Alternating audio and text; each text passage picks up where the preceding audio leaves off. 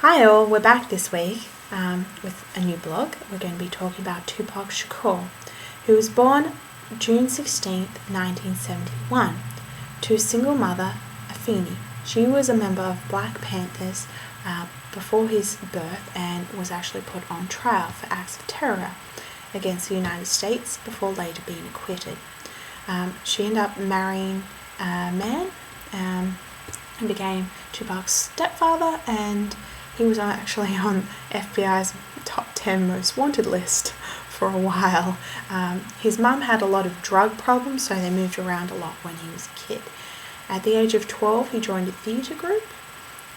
Later on in life, they moved down to California, where he became part of Digital Underground, where he was a backup dancer and a singer for them, before he released his own album called Tupacalypse. In that album, he wrote this song called Brenda's Got a Baby, which was really, really significant at the time because it addressed an issue that everyone else had been ignoring. A lot of women in the ghetto got pregnant, whether they were in abusive relationships, the man had taken off, etc., etc. They didn't know how to cope or deal with having a baby, and so they used to throw them in the rubbish, and Tupac talked about that in this song, and it was really significant, and it luckily went over well. And so he went on to make more albums and music.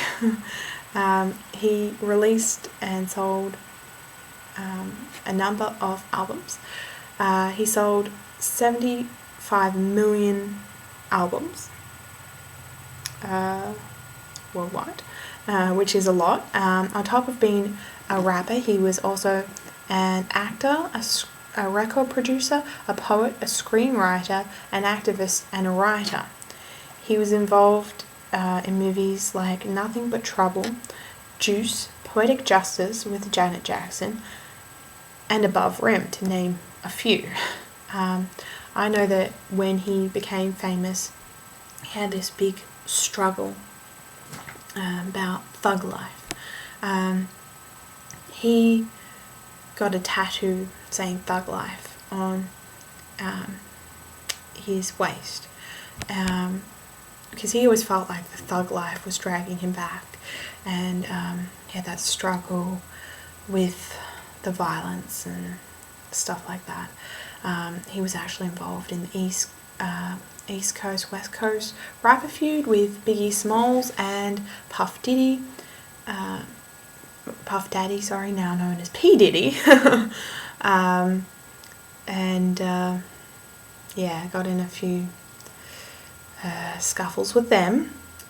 In his music, he talked about violence, hardships, ghettos, racism. He did this really wonderful song called Dear Mama, which he wrote to his mum, expressing his thanks for all the things that she gave up in life to raise him right.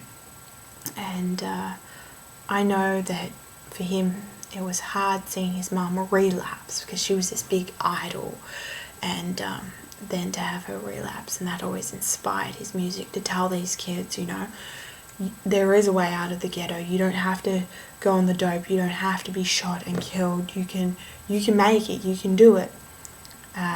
He did stuff like that. He also released a song called Keep Your Head Up, which is my personal favourite song. And in that song, he's saying, we get our name from a woman and our game from a woman. I don't understand how we hate our women, how we take from our women, why we rape our women. I think we need to learn to appreciate our women and heal our women. So that was really significant for me, and that's my favourite song by far. He was unfortunately shot and died September 13th, 1996, and he was 25 years of age. Since his death, he has been named 86 out of the 100 top immortal artists by Rolling Stone. He also continues to make as much money as when he was alive. there's been a lot of records released by his mother. His mother now owns his record company. And last year there was a hologram at Dr. Dre's concert that was projected of Tupac rapping. And I know everyone in the audience was really surprised. But he's a really great guy, and it's a pity he died. Some speculate that it was because of Biggie Smalls, but we'll never really know because Biggie actually got shot and killed 2 years later. So that's about Tupac, and I hope you enjoyed, and I'll see you next week. It's gonna be some stuff you're gonna see that's gonna make it hard to smile in the future. But through whatever you see, through all the rain and the pain, you gotta keep your sense of humor. You gotta be able to smile through all this bullshit.